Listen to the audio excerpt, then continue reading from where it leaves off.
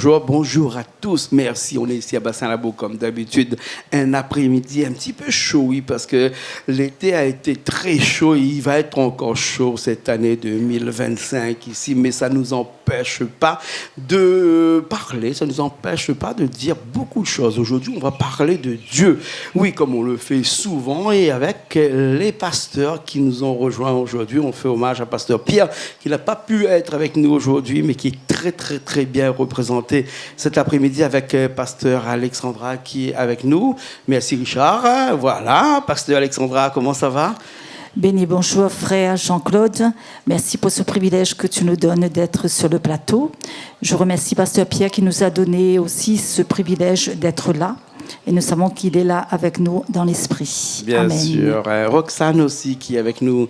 Roxane, pas encore pasteur, bien sûr. Peut-être très prochainement, peut-être. Hein? Gloire à Dieu. Béni bonjour, frère Jean-Claude. Béni bonjour, pasteur Pierre. Et merci pour l'opportunité, pasteur Pierre et frère Jean-Claude, d'être sur ce plateau cet après-midi. D'accord.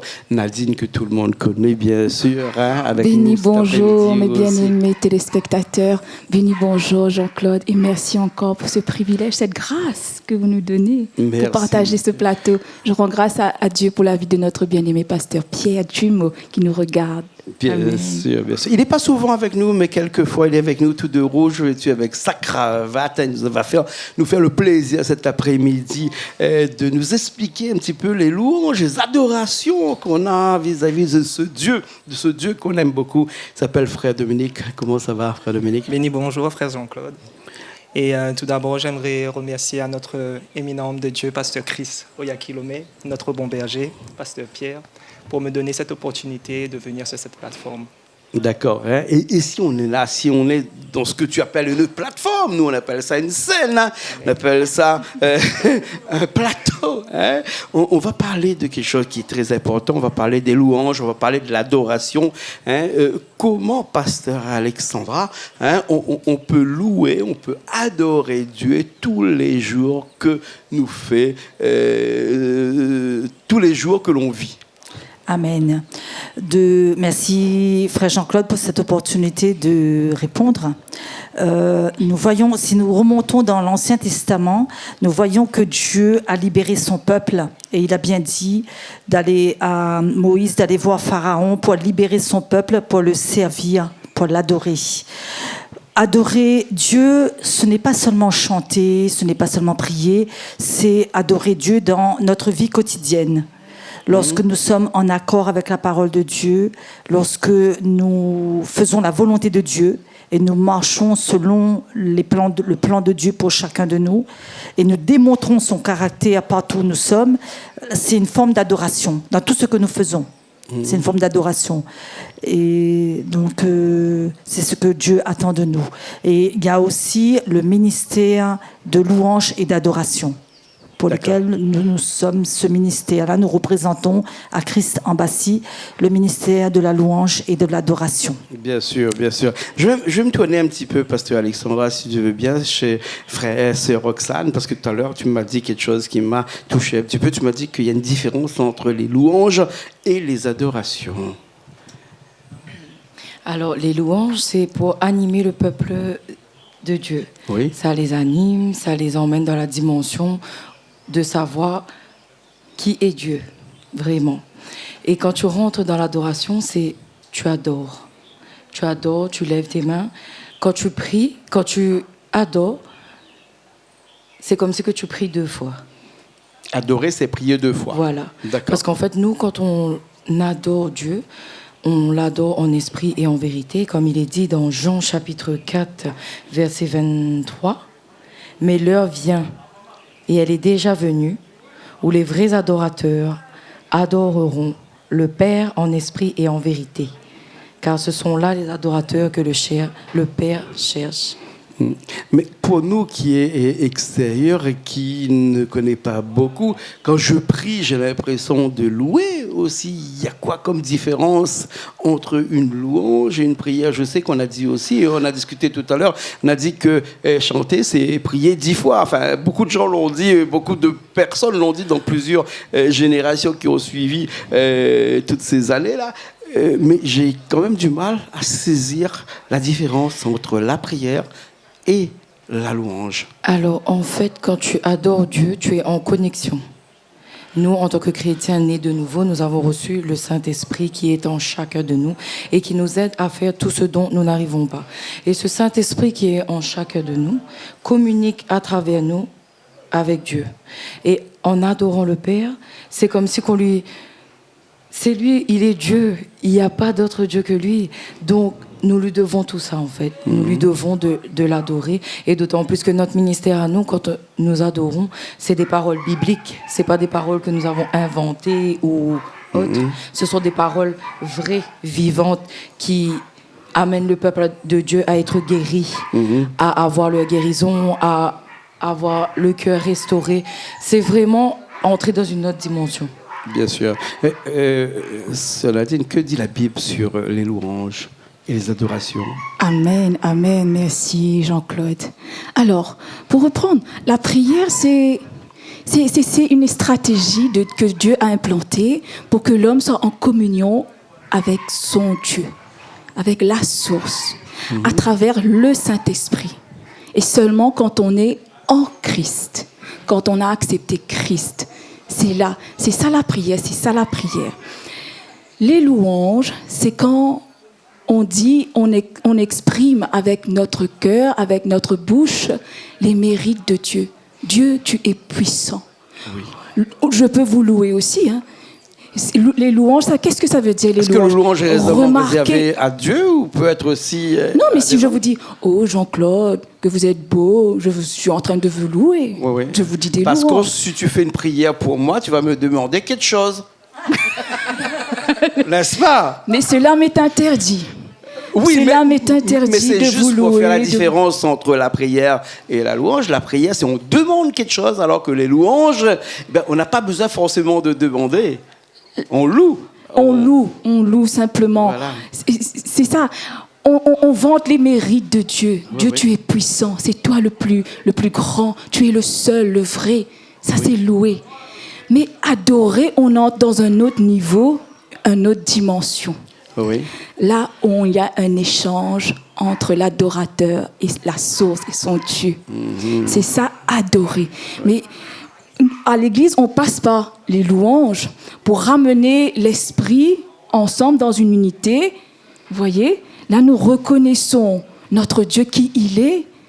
Et là, après, nous montons l'Esprit. L'Esprit Saint nous mène dans une autre dimension de l'Esprit. C'est là où on reçoit. Il y a un échange. Je parlais de différence entre les louanges et les prières. Il y a encore une différence entre les louanges, les prières et l'adoration. Je suis un peu perdu là-dedans, je l'avoue. Mais dans la prière aussi, excusez-moi, dans la prière aussi, on fait des louanges à Dieu. Quand on commence à prier. Oui. Tout ça englobe. La prière, c'est la stratégie. Il y a les louanges et l'adoration dans la prière. D'accord. Vous comprenez? Mais parce qu'on a tendance à associer louange et adoration directement à musique. N'est-ce pas? Oui, exactement. C'est ça qui bloque là. Ouais. Quand on dit adoration, louange, on associe directement ça à la musique. Mais ça dépasse la musique. On peut avoir une vie d'adoration. On peut avoir une vie de louange où on glorifie son Dieu. L'adoration, c'est comme je vous ai dit, ça peut être en musique ou en prière. L'adoration, c'est quand vous êtes arrivé à ce niveau d'esprit où il y a un échange. Et c'est là qu'on reçoit des révélations divines. Il faut un certain temps pour pouvoir, à un moment donné, arriver à cette révélation, comme tu dis là, et avoir l'adoration parfaite, si je peux me dire, à la limite, l'adoration par excellence. Bonne nouvelle, c'est accessible à tous. Il vous faut seulement la connaissance, comment s'y prendre. Merci. Je vais voir un petit coup, frère Dominique, qui va prendre son micro pour nous parler un petit peu de louange, parce qu'aujourd'hui, le sujet, c'est ça, on loue, on adore, et on prie aussi, il ne faut pas oublier, parce que les trois sont intrinsèquement liés, comme on dirait en bon latin. On prie, on loue, et on adore. Est-ce qu'il là-dedans, tu penses qu'il y a un ordre dans lequel il faudrait qu'on commence? Est-ce qu'il faudrait qu'on commence à louer, à adorer et prier à la fin? Parce que prier, c'est demander, et louer et adorer, c'est peut-être pas demander, mais c'est peut-être féliciter notre Dieu qui est Très bonne qui est là. question. Alors, ce que je pourrais dire, que Plus près. ça dépend de la situation. Oui, parce que nous avons reçu le Saint-Esprit et il faut savoir que Dieu est spirituel. Tout dépend de la situation, tout dépend le moment. Tu peux très bien, le Saint-Esprit peut très bien t'inspirer de passer un temps dans la louange, un temps dans l'adoration. Et ce que j'ai appris avec la louange et l'adoration, c'est quelque chose de très fort, hein. Et ça change l'atmosphère. Ça change, ça prépare l'atmosphère de l'Église. Et suite à ça, Dieu agit. Dieu agit dans le sens, les miracles, les guérisons, la bénédiction. Donc c'est un moyen, c'est un canal que Dieu nous a donné à l'Église de bénir son peuple. C'est une demande. C'est une demande aussi, effectivement. Ouais. Lorsqu'on demande quelque chose à Dieu, il y a plusieurs façons de le faire, en prière, en louant ou en adoration. Mais est-ce que quelque part, on peut aussi demander à quelqu'un de demander pour moi? Pas forcément. Ça existe dans plusieurs religions. Moi, religion Malbar, mais il y a un prêtre qui vient, puis pas moi, non, il y a un prêtre qui arrive et puis qui demande pour moi parce que après je lui paye dans la petite monnaie parce que c'est tout. C'est normal. Oui, mais autres, ils rient, autres là-bas. Oui, non, mais elle est comme ça. Partout, même à l'église, je demande une messe, je paye. Après, bon, est-ce que ça va me rendre service ou pas? Mais est-ce que vraiment tout ça, quand on demande, quand on loue, quand on adore, c'est vraiment quelque chose qui sort de la personne lui-même? C'est lui qui fait sa demande. J'ai besoin que demain je réussisse dans le travail, que demain je puisse avoir assez d'argent pour acheter ma maison et mettre ma famille à l'abri de beaucoup de choses. C'est une demande. Cette demande-là passe par une prière, par une louange et par une adoration, bien entendu. Ma question, elle est un petit peu bizarre. Tout à l'heure, tu m'as dit, mais est-ce qu'on peut le faire par quelqu'un d'autre? Moi, je suis un peu paresseux, tu connais comment je suis. Je vais vous donner un tout simple exemple. C'est comme un père et un fils. Dieu est notre père. Et nous sommes le fils ou la fille de Dieu. Et le père attend que son enfant vienne vers lui. Il n'y a pas d'intermédiaire? Ici, il y a l'intermédiaire. C'est le Saint-Esprit en nous, l'intermédiaire. Exactement. Est-ce que je peux demander au Saint-Esprit de parler un petit peu avec le Père pour moi? S'il te plaît, Saint-Esprit, rends-moi ce service-là. Demande-lui, tu es plus proche de lui que moi. Le Saint-Esprit a besoin d'un corps pour agir. Il a besoin d'un corps pour agir. Oui. Il a besoin de toi, il a besoin de nous pour agir. Dès que je lui demande, il prend mon corps. Oui. Voilà, c'est ça. Il faut être rempli du Saint-Esprit. Mais c'est la demande qui devient compliquée. Pasteur Nadine. Pasteur Nadine. C'est la demande qui devient compliquée. Parce que quand on demande quelque chose, il faut choisir vraiment ce qu'on a besoin de demander. Parce que Dieu n'exauce pas toutes les demandes. Dieu n'exauce pas toutes les demandes. Si je dis que je veux gagner au loto et je veux devenir l'homme le plus riche là et que Elon Musk à côté, il faudrait vraiment qu'il est après moi, Dieu va me dire non, forcément. Il dit, Dieu va peser.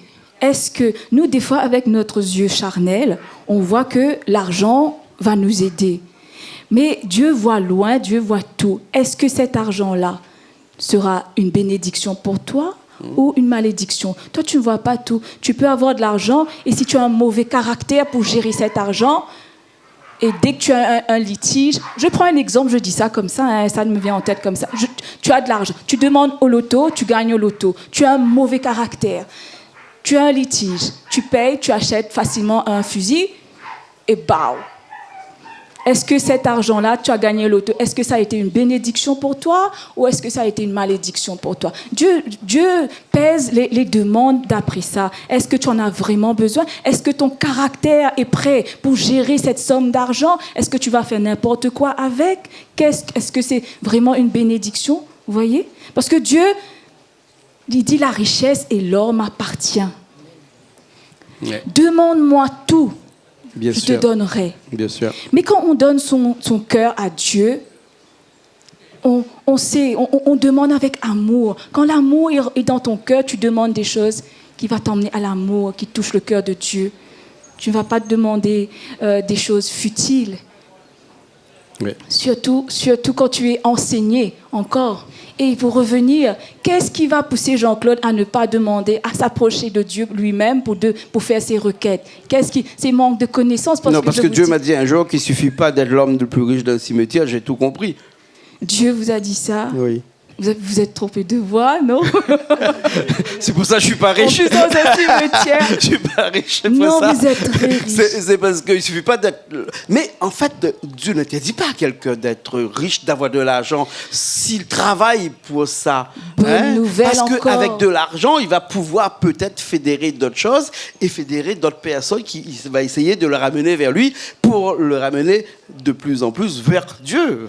Dieu veut que tout le monde soit riche. Il veut que ses enfants prospèrent à tous égards. Il veut que nous soyons des millionnaires. Si vous regardez votre pasteur Ayoko, comment il s'appelle? Pasteur Tumo. Non, en Afrique là-bas. Ouais. Eh ben, il n'est pas pauvre. Hein? Mais parce qu'il vit la parole. Alors, il prêche la richesse. Dieu aime aussi les gens qui ont de l'argent. Amen. Oui. Pasteur Alexandra, explique-moi. Il a prié beaucoup, il a fait des adorations, il a fait des louanges, le pasteur Bachar, parce Merci. que il voyage en jet frère privé quand Jean-Claude. même. Hein, ouais. Est-ce que si tu as pas d'argent, est-ce que tu pourras faire les œuvres de Dieu? Non. Parce que nous sommes sur la terre, pour faire les œuvres de Dieu, il faut beaucoup d'argent. Déjà pour imprimer les rhapsodies, pour recevoir toutes les personnes, pour les cultes, pour les programmes, pour diffuser à la radio, à la télévision, Internet. Il faut payer tout ça. Il y a beaucoup de dépenses. Et c'est pour ça que Dieu donne parce qu'on finance pour ses œuvres. Et c'est pour ça que Dieu veut que nous soyons millionnaires, milliardaires, afin d'œuvrer. Parce que si nous avons beaucoup d'argent, nous pourrons imprimer tous les rhapsodies, des milliers de rhapsodies pour redistribuer dans chaque maison. C'est le but de Dieu parce qu'il veut que tous soient sauvés et parviennent à la connaissance de la parole de Dieu. Je vais reprendre, vous avez posé la question sur la louange. Il y a un verset dans Hébreux 13, verset 15. Hébreux 13, verset 15 qui dit « Par lui, offrons sans cesse à Dieu un sacrifice de louange, c'est-à-dire le fruit des lèvres qui confessent son nom. » C'est ça la louange. On ouvre notre bouche et on confesse le nom de notre Seigneur Jésus-Christ. On fait des éloges. Et l'adoration, c'est être en intimité. Quand on est en intimité, il n'y a plus rien qui compte. On est connecté à Dieu. Et il y a une puissance qui sort dans la louange et dans l'adoration qui apporte des guérisons. Parce que Dieu habite dans les louanges de son peuple. On est connecté. Il y a quelque chose qui se passe dans le spirituel. Il y a là où il y a 2 ou 3 qui sont rassemblés, il y a la présence de Dieu est là. Mais même cela, 2 ou 3 qui sont rassemblés en mon nom. Voilà. Mais même nous, on a le Seigneur en nous. Donc, c'est vous dire. Mais quand on adore, il y a les anges qui sont là. Il y a la puissance de guérison qui se manifeste parce que Dieu veut bénir son peuple. Dieu va guérir, va restaurer, va libérer, va délivrer. Il y a des choses qui se passent que nous, on ne comprend pas. Pourquoi ? Parce que nous sommes dans un ministère de louange et d'adoration où nous avons reçu les révélations de la parole dans les louanges. Le ministère crée des adorations, des louanges qui sont bibliques. On va le retrouver dans tous les psaumes, dans toute la Bible entièrement, dans la louange. Et quand on va déclarer ces paroles en assemblée, même les personnes vont entendre à la télévision, Dieu va opérer parce que c'est sa parole. La parole, si on sait ce qu'est la parole c'est Jésus-Christ. Et la parole, elle va pas retourner vers Dieu sans avoir accompli pour ce laquelle elle a été envoyée. C'est-à-dire que quand on parle de guérir, il y a la puissance qui va partir sur la personne et elle va guérir. Parce que la parole, elle est vivante. La parole de Dieu, c'est pas un livre quelconque, c'est pas un roman. Elle va sortir de nous et elle va faire le travail. C'est pour ça que c'est très important. Et c'est un ministère qu'on a reçu. Je rends grâce à Dieu pour avoir donné à notre mentor, pasteur Chris Oyakilome, les révélations. Parce qu'avant, on chantait dans le ministère et on chantait pour nous-mêmes. On était centrés sur nous-mêmes et on disait moi, toi, mais où était Dieu là-dedans? Il n'y avait pas de Dieu. Et Dieu a recadré notre mentor, pasteur Chris Oyakhilome, pour le remettre, pour lui dire attention, il faut changer. Maintenant, il faut plus voir de ce côté-là. L'adoration, c'est vers moi uniquement, parce qu'on ne peut qu'adorer Dieu. Le premier commandement que Dieu a donné, c'est tu aimeras Dieu de tout ton cœur, de toute ta force, de toute ta pensée. Et comme toi, tu as dit tout à l'heure, pourquoi il n'y a pas quelqu'un qui va prier à ta place? Mais imagine, toi, tu es dans une maison, tu es marié avec ta femme et tu es marié avec elle, mais il y a une autre personne qui va avoir la relation avec ta femme. Non, c'est une relation intime. Non, mais est-ce que Dieu parle tous les langages? Parce que, oui, je sais pas, moi, Dieu entend tous les langages. Tout à l'heure, parce que, je sais pas, moi, dans la religion tamoule, c'est Dieu qui a créé. Parce qu'il faut un prêtre tamoul qui vient pour faire la prière pour toi.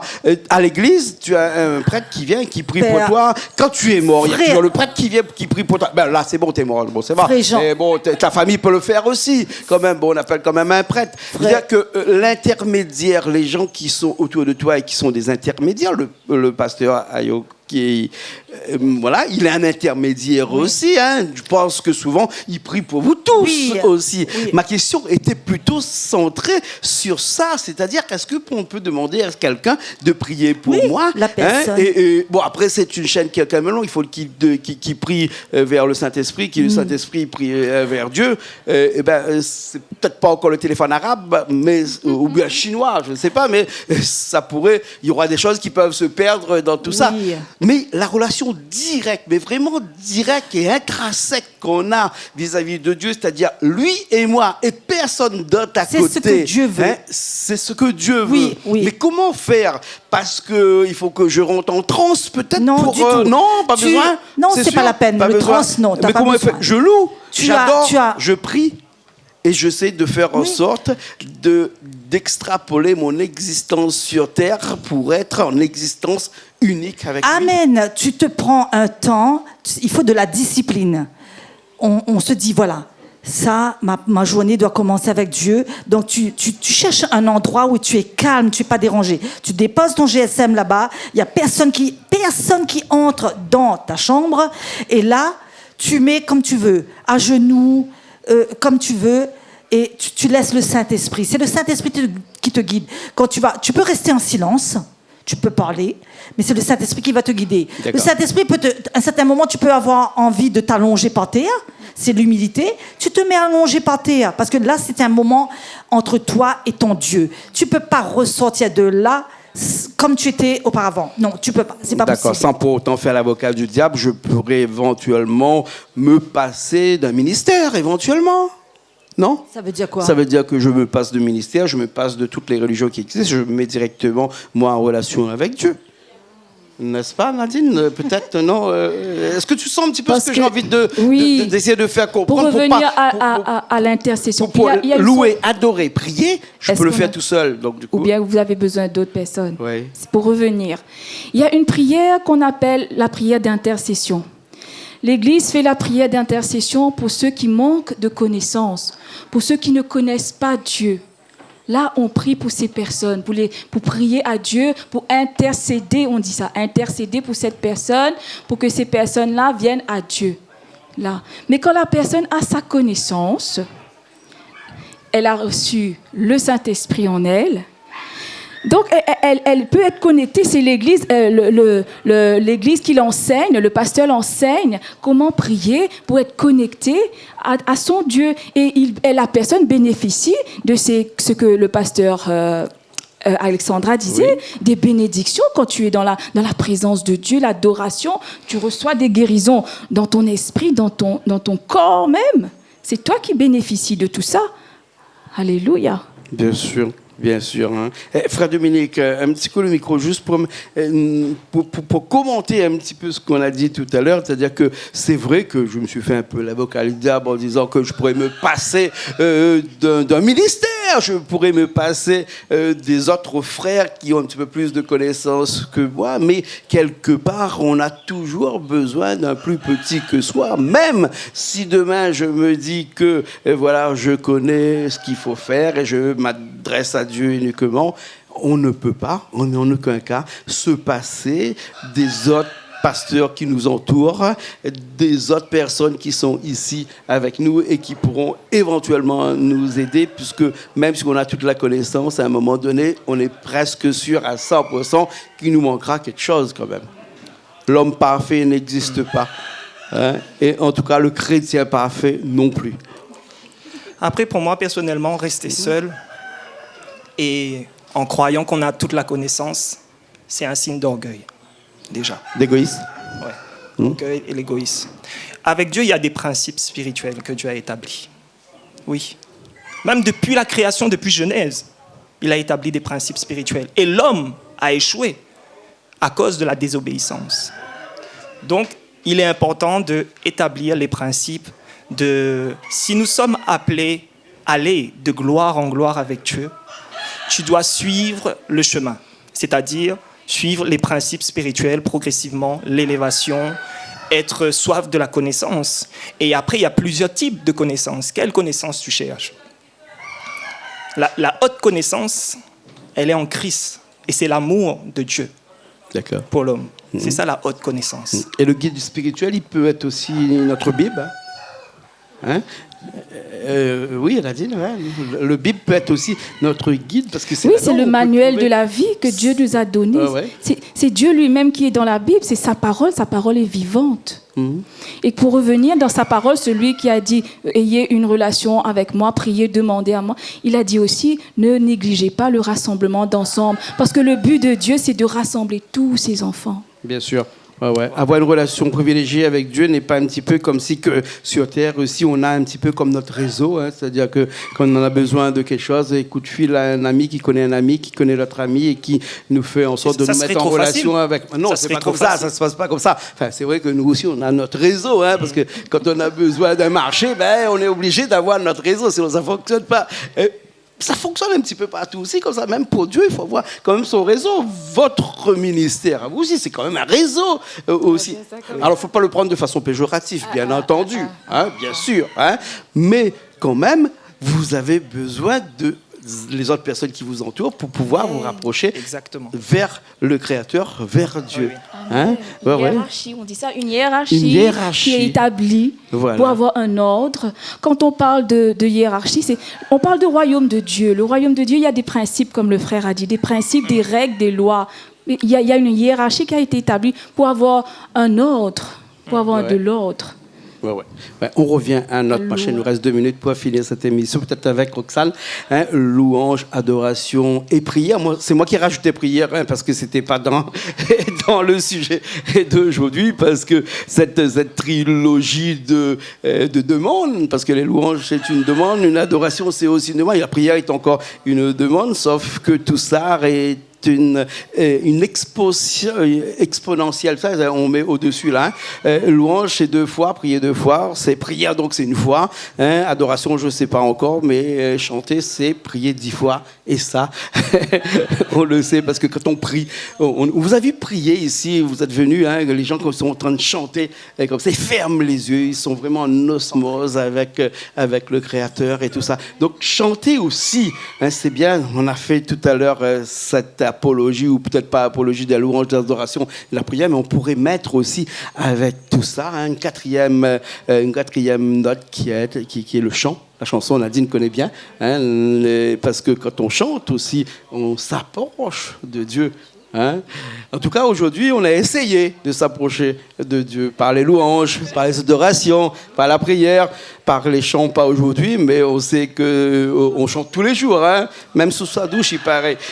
Bref, en tout cas, on vous remercie aujourd'hui. Hein, et je pense que si quelqu'un a quelque chose à dire et a envie de monter juste pendant 2 minutes cette louange, cette adoration, cette prière et pourquoi pas le chant. T'as Nadine qui a pris son micro en premier lorsque j'ai dit ça. Oui. Si on doit conclure là, entre les louanges et les adorations, tu dirais quoi? Mais la louange et l'adoration, c'est un moyen d'être en communion avec la source de Dieu. Et on ne peut pas adorer et louer Dieu n'importe comment. Il faut qu'on le fasse de la manière, comme je dis tout à l'heure, là, il y a des règles, des ordres, des principes qui ont été établis par lui-même. Il faut qu'on l'adore et loue notre Dieu à la façon dont il demande. en esprit et en vérité. Et dans les louanges, des adorations, on ne peut pas se permettre de dire n'importe quoi. Des fois, comme le pasteur Alexandra a dit, des fois, on croit louer Dieu alors qu'on est en train de s'adorer, de se louer nous-mêmes. Ouais. Mais pas tout est permis, vous comprenez. Des fois, on s'égare. Mais comme on dit, mon peuple périt par manque de connaissance. Mais il y a la connaissance. Il y a la connaissance. Il faut être enseigné. Et pour ça, il faut un pasteur, il faut une église. Bien sûr, bien sûr, bien sûr. En tout cas, merci beaucoup. Je peux rajouter un petit truc? Bien sûr. Il y a un ancien président de la République qui s'appelait M. Sarkozy et qui disait quelque chose qui m'avait interpellé un jour, qui disait que il n'y a que le fleuve qui se jette à la mer, mais qui est toujours fidèle à sa source. Hein? Je ne sais pas si c'est de lui, mais en tout cas, c'est lui qui l'a dit. Hein. Bref, ça nous rappelle un petit peu tout ce qu'on fait sur Terre. Ce n'est pas parce qu'on se jette à la mer qu'on n'est pas fidèle, nous aussi, à notre source. Et qui est notre source? Dieu, bien sûr. Hein. On aura beau aller à la mer, aller se diversifier dans tous les bras de toutes les fleuves qui vont une fois à droite, une fois à gauche, mais qui suit un apesanteur qui descend et qui descend, mais on sera toujours fidèle à quelque chose qui est notre Créateur et qui est Dieu. Merci beaucoup. Merci beaucoup. Merci Jean-Claude. Merci Richard qui était à la technique et qui nous a patienté pendant ces 30 minutes avec nous. Nous on se retrouve la semaine prochaine dans une nouvelle émission Zigzag, émission culturelle sur Canal Austral.